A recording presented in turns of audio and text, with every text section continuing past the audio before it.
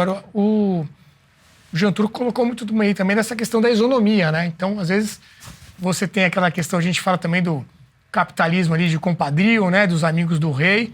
Tem que tomar cuidado, às vezes, também na forma de dar essa isenção, porque você pode acabar beneficiando um setor ou outro quando todo mundo enfrenta esse problema. Como é que faz para... Não, o Jean Turco tem toda a razão. Nesse ponto, assim, se é para fazer direito, tem que ser isonômico e fazer para todo mundo.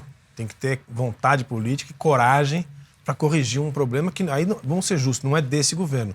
É dos últimos, talvez, desde a da globalização, desde meados dos anos 90, que esse país não consegue tomar uma decisão para a economia que seja para todos. Então, todos os setores se disputam entre si as vantagens que conseguem nessa disputa setorial dentro do Congresso e gera esse desequilíbrio absurdo de quem for mais forte, quem o lobby for mais forte, consegue um benefício maior do que o outro. Então, nesse ponto, ele tem toda a razão. Um problema, Renato, é que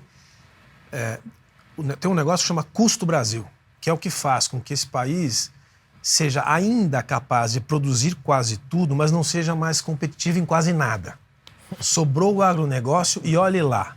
Por quê? Porque as bases do custo Brasil são algumas. A questão tributária, a questão de infraestrutura, a questão... várias questões de custo, mas uma das principais é o custo do capital, é o custo do trabalho. O que esse pessoal em décadas chama de direitos adquiridos com a Constituição e com a consolidação da lei do trabalho, todas as vantagens que se atribui ao custo, aos benefícios do trabalhador, na verdade, é antitrabalho. Na modernidade, na economia moderna do mundo inteiro, que nós ficamos muito para trás, contratar alguém é muito caro. Por isso que é tão difícil pagar bem e por isso que é tão difícil contratar. Por isso que a informalidade é tão grande. Então, a medida, independente do erro de ter sido só para 17 setores, a medida deveria ser para todos, mas ela tem que acontecer para reduzir o custo do trabalho no Brasil. E quando o judiciário toma uma decisão dessa é porque ele não tem noção nem interesse nisso que nós estamos falando aqui, que é a economia bruta, capacidade de colocar o Brasil nos trilhos da economia da competitividade internacional. Primeiro ponto, é uma intervenção indecente que já foi colocada aqui. E o que provoca esse tipo de decisão é que o trabalho é tão caro que a informalidade vai aumentar. Aliás, o Jean Turco citou o curva de Laffer. Nós já passamos do ponto máximo da curva de Laffer há muito tempo. Ninguém quer mais contratar no Brasil. É muito caro contratar no Brasil. Essa desoneração era um paliativo, não era um remédio.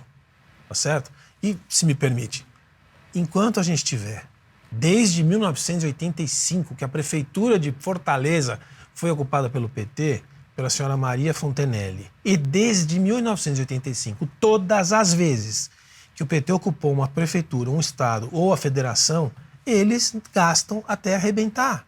Isso é história pura, não é a minha opinião. É história, basta olhar os orçamentos dos municípios para ficar na história recente o que aconteceu com o governo de Minas Gerais após o governo do Pimentel, que foi quando o Zema assumiu. Não tinha como pagar a folha de pagamento. A polícia não recebia 3 meses. Pega o governo do Rio Grande do Sul, depois do Tarso Genro pela segunda vez. Quando o Eduardo Leite pegou, estava quebrado de joelhos. Onde passam, quebram. Por quê? A ideia, é da ideologia. A ideia é a seguinte, Estado não quebra. Então, se São Paulo cair na mão do senhor Boulos, vai ser a mesma coisa. Quebra.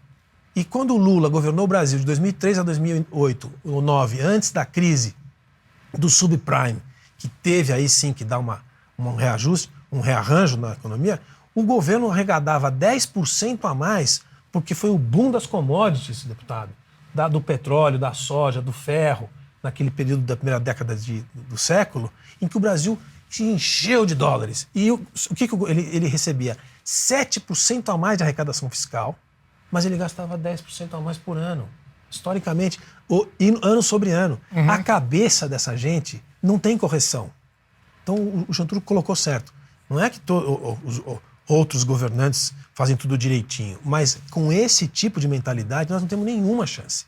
Outras mentalidades de outros grupos políticos pensam que para você gastar, você tem que arrecadar também.